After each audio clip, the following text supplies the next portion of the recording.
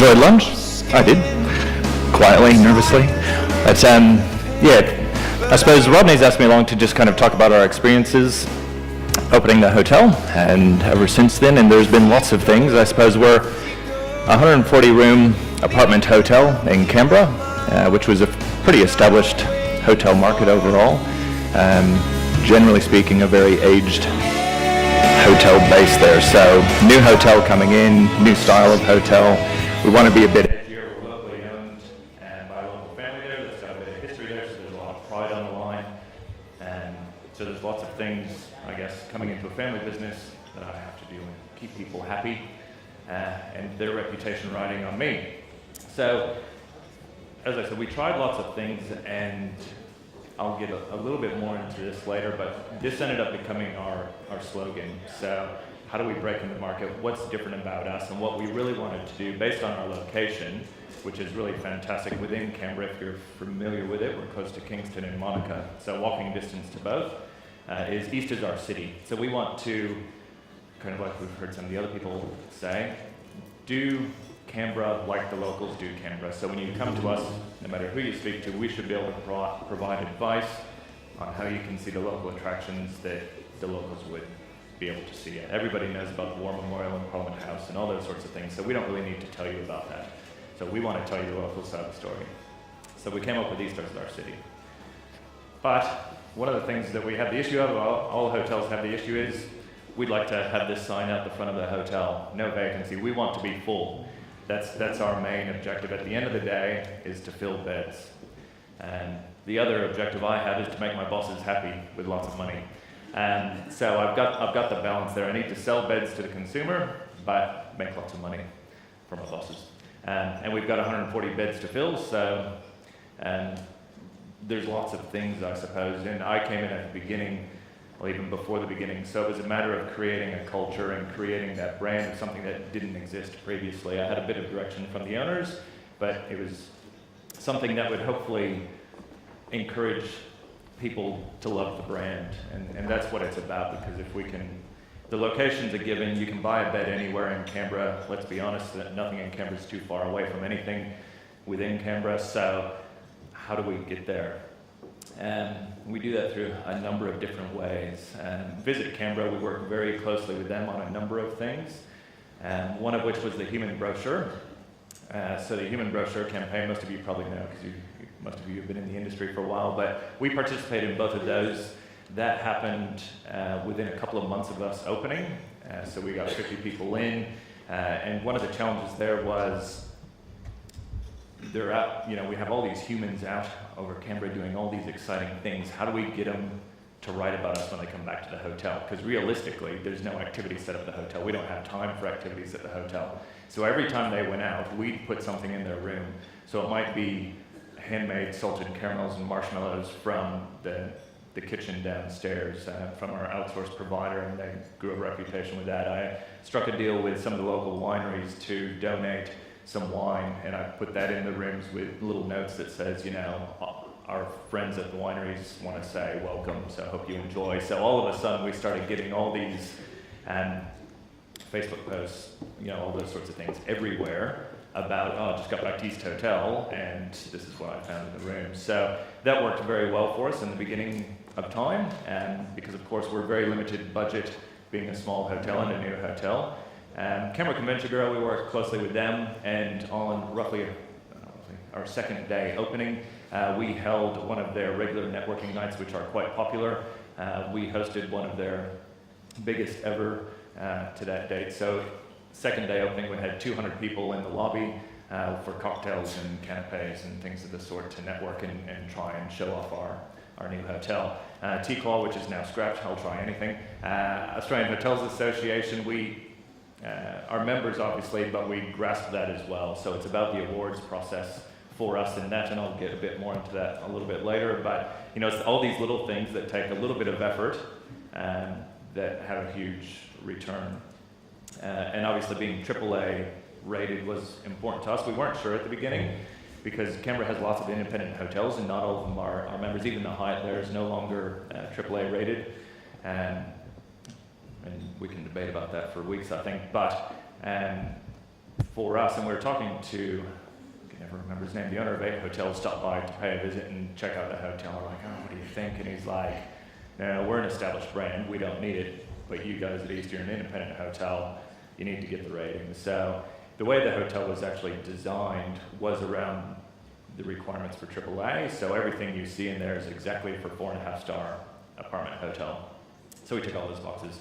And of course, Tourism Australia, we're doing lots of things with them in conjunction with VisitCanberra. So we did corroboree up on the Gold Coast, so last week or the week before. We're doing more and more with them, just as partnerships. Even if those little projects don't pay off, we know the relationship will, because we've got a good relationship with both VisitCanberra and Tourism Australia. Look, we're a little dot on the map compared to anything else for China, but you know, if we get it, great. If we don't, then it's at least a good relationship building thing. It can show other regions how Canberra comes together.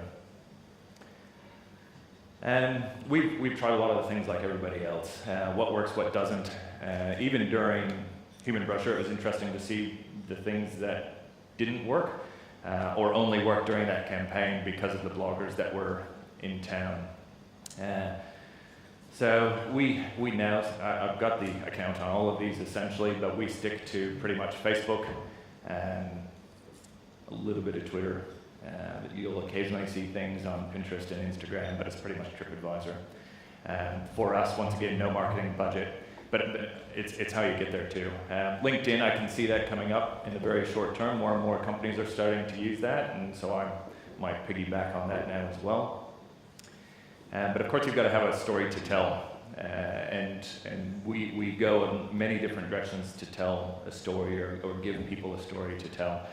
So we used to go onto Facebook and we would post things. I would get on and say, gee, it's raining outside, wouldn't it be nice if you were at East Hotel? Or one of my colleagues would be like, I can't think of anything today, how about you? And so she'd get on Facebook and she'd write something, and looking forward to a red wine today, or, you know, there was no real, we kind of had the same voice because we both like to drink a lot. But, you know, other than that, you know, it wasn't a consistent professional message. And yes, it was one-on-one, it was conversational, you know, it could connect, but we have friends who have done some PR and branding stuff with us, and they're like, guys, you gotta stop doing that. It's not good for the brand. So, you know, we're trying things out. We thought we were having fun. We were, but they said, don't. So they created the East is Our City, and through that, so these are all created by our PR company. One of the guys there is a graphic designer, and this has just given us a much more uniform, professional approach to how we get things out. And these just go out on Facebook. These are our Facebook posts. Sometimes we'll do 1 or 2 a week. Sometimes we'll wait a couple of weeks because we don't want to offend and lose any of the people who have become loyal to our brand. So we do, you know, things like the colors of Canberra. And what we've actually done with some of these, which is really cool, I think, is we've turned them into postcards. And we've got them in the lobby with a little sign that says, fill these out, give them to the front desk, and we'll ship them off for you.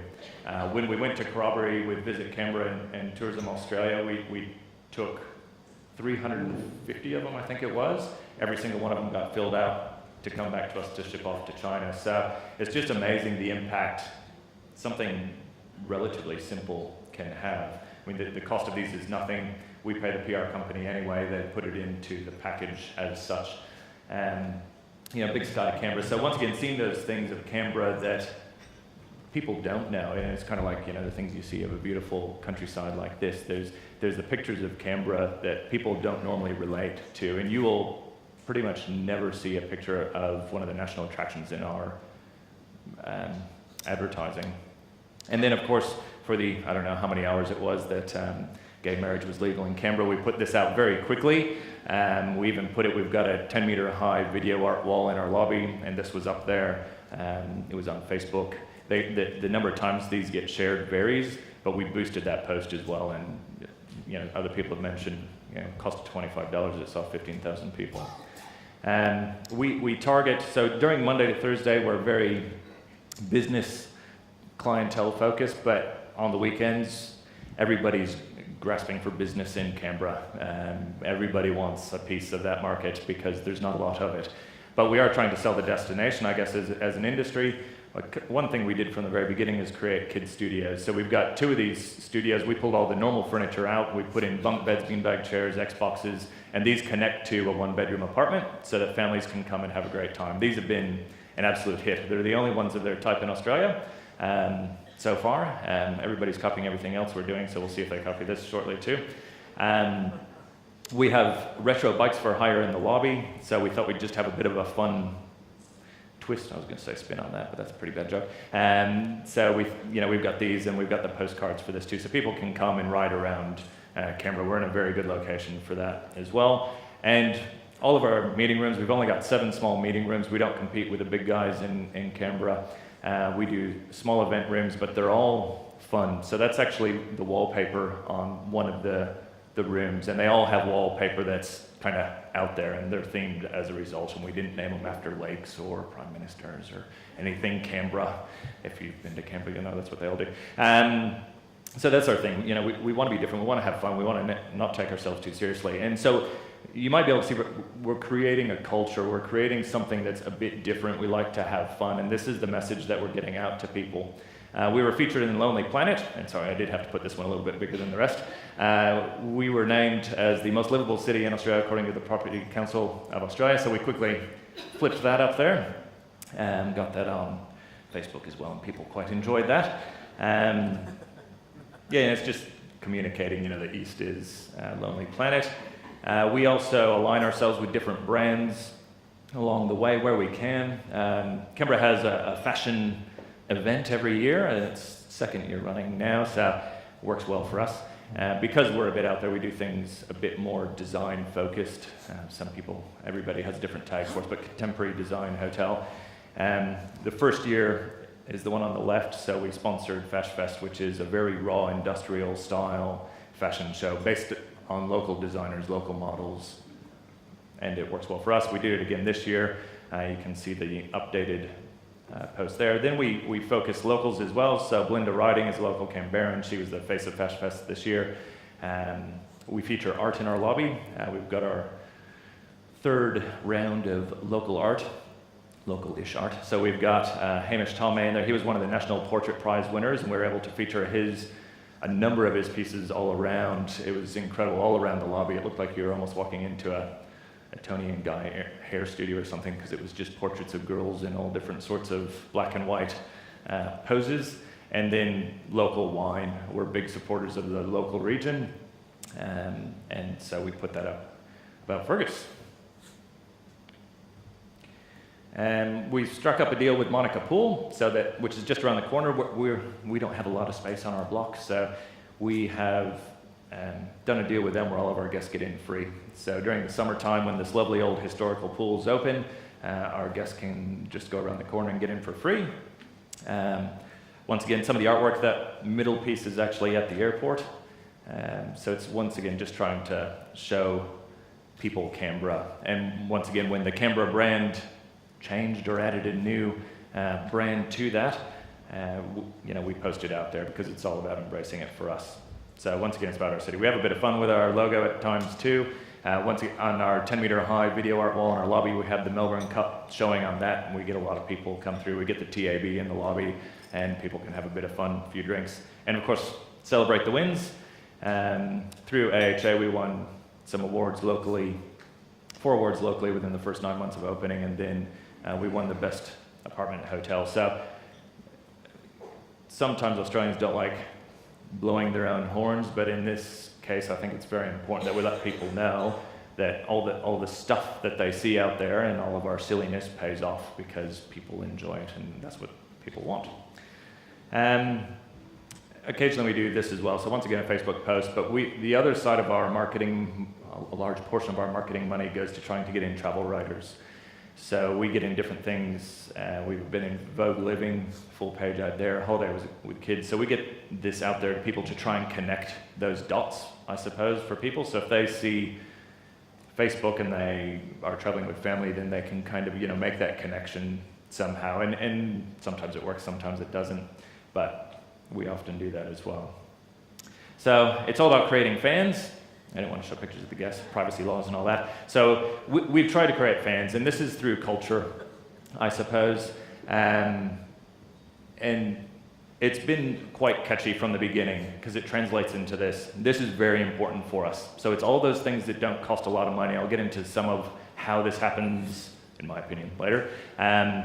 But on every single travel website at the moment, we're the top-rated Canberra hotel. Costs virtually nothing to do. There are things we do inside the hotel, but the top, just realized, sorry, this crashed yesterday afternoon when I was going through it and I lost one of my images. So booking.com, What If, Expedia, and of course TripAdvisor. Most of the other hotels, because they've been around for a while, there's traditional hoteliers, they haven't ever grasped the TripAdvisor, they haven't gotten on that bandwagon. This changed since we've come along, but they just aren't on board. And it's amazing because we've created a culture of trying to get people to get on and write their reviews, share their experiences, and we do it through, in the compendium, first page you open up is, and yes, we still have a traditional compendium, all the different hashtags and all of our different websites that we're on. So we say, please review us.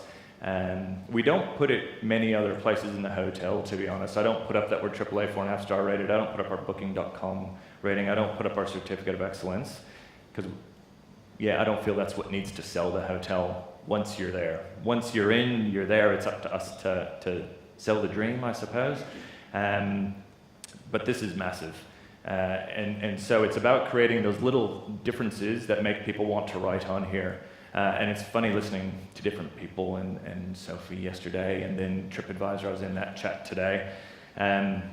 Things were going along swimmingly well. You know, we've been open less than 2 years, and we've got 386. This was yesterday, and it's gone up again today. Fantastic. You know, the Realm Hotel, which is probably the next newest Realm Burberry, but Realm's pushing for it. They've been open for, I don't know, 5, 6, 7 years. They've got 400 reviews. So the rate we're going up is, we've created a beast. And I got a bit complacent recently, and I was like, oh yeah, they're cruising along, no worries. I used to respond to every single one of them. And kind of took my foot off the gas pedal, as they say, and then all of a sudden, within the last few days, I arrived here on Tuesday night, just before going to bed, because you know, the swipes that they're saying you do 900 times a day, that's me on TripAdvisor. I'm on TripAdvisor constantly. That's our gauge. And somebody had said, oh, this was awful, and you know, I don't like the general manager, and I was like, oh, interesting. So I'll start responding to these again. So we try things, and sometimes they work and sometimes they don't. I'll be back responding to TripAdvisor reviews very shortly. You'll see those coming up in the next couple of days. But lesson learned, I suppose. You know, it's interesting because the #2 hotel, which was #1 up until the time we started, and has been #2 ever since, and the #3 hotel, they don't respond to any of their reviews. Not one. Doesn't matter how good, how bad, they don't respond. But because we've created this beast of that expectation, people thinking we want them there and then suddenly not responding to them, they didn't like that so much, it seems. And sometimes they don't like how I reply. And I suppose, you know, somebody talked about the beige slide before. We're also, I was going to say vanilla. We're not vanilla. We're not beige. We're not boring. We're not out there to please everybody, and it's important that my team knows that, and they do know that. You know, I mean, we try to make everybody happy, don't get me wrong, but our product is not for everybody, and I think that's a really important factor in our industry, is knowing that we're not out there to be everything to everybody. And I'm quite often happy to tell people that if they just didn't like anything about the hotel, it's like, well, maybe we're not the right hotel for you. And sometimes people fall off their chairs and they say, don't tell them that. It's like, no, seriously. Sorry, there's plenty of other hotels. You're not the one for us. I also don't, one of the ones the guy was referring to is quite interesting. I was almost going to read it to you because it just makes me laugh. In a sad sort of way, because people make me laugh. There was somebody who reviewed us, who stayed with us many, many months ago, and he had an initial bad experience, but we came to the rescue, you know, sent the guest service manager up straight away. How can we help? This is what we can do. You know, next time you come into town, make sure that you contact me. We'll make everything awesome for you. And everything seemed good until 9 months later, or whatever it was, when he posted a review on TripAdvisor and says how awful everything was, and I'll never use that booking agency again that put me back into this hotel. It was his own company that put him into the hotel. And when my guest service agent went up, or manager went up to have a chat with him, he was made to sit in a chair and then berated over the top of for 15 minutes. It doesn't mention any of that in the TripAdvisor review, so I did.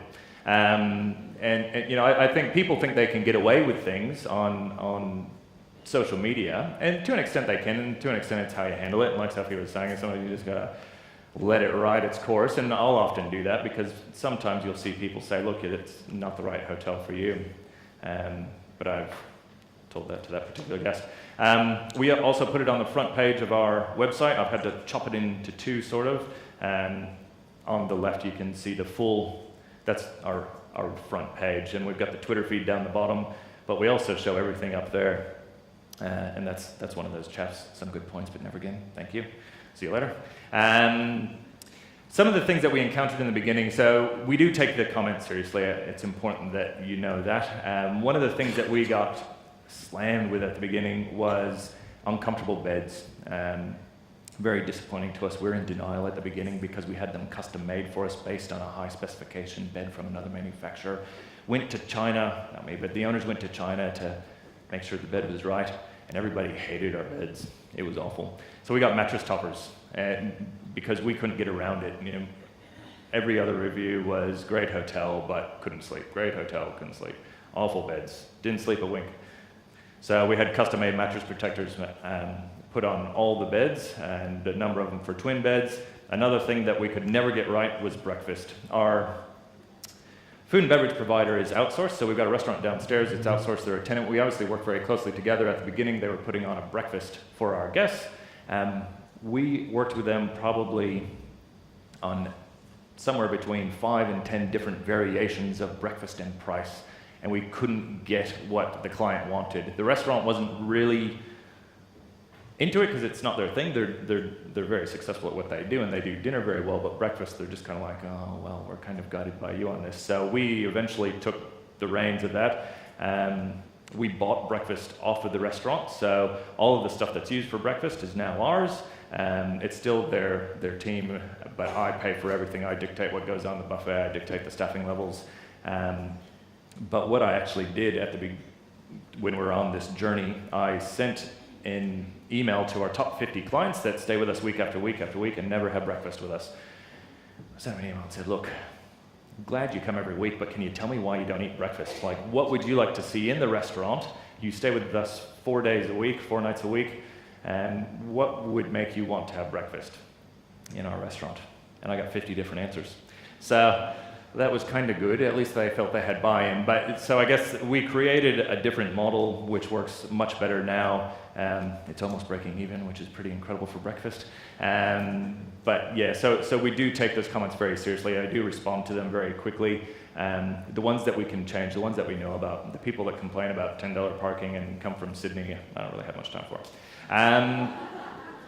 So we do this through what I call the East Experience. We provide the East Experience to our guests. It's a culture that I've created. It's a way, I suppose it's something I've built through my different experiences and in talks with the owners and spending many years with Four Seasons. You pick up on how people like to be treated, and it's about that experience. And so we do things in the lobby like the jars of lollies. And that gets us, those little jars of lollies get us so much publicity, it's incredible.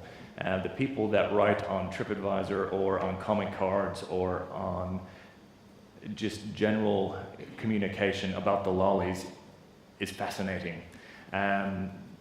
We had Kanga Cup in Canberra last week, and we went through something like 100 kilos of lollies. And that was with us being conservative. Normally they're out there 24 hours a day, but we actually had to pull them in because they would literally come down and they'd grab cups and they'd just fill up the cups full of these lollies. But it's great. That costs almost nothing, and the return is massive.